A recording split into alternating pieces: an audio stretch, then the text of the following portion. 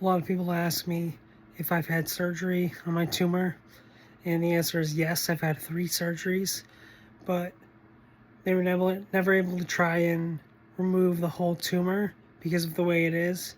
So I try to explain it as like the tumor is more like spider webs or tree branches rather than a solid ball, like you might picture a tumor.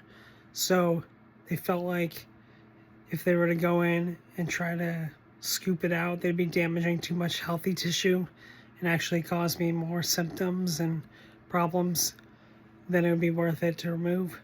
So my initial surgery back in August 2020 when I was diagnosed, they just removed part of my skull and my C1 vertebrae to alleviate the pressure that the tumor was causing so that I wouldn't get headaches as much and vertigo.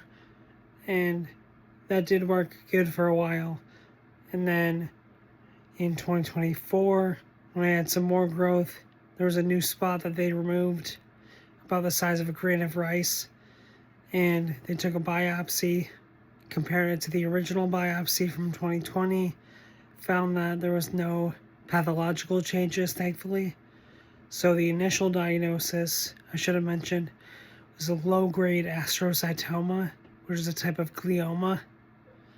And based on 2024, it was still considered low grade.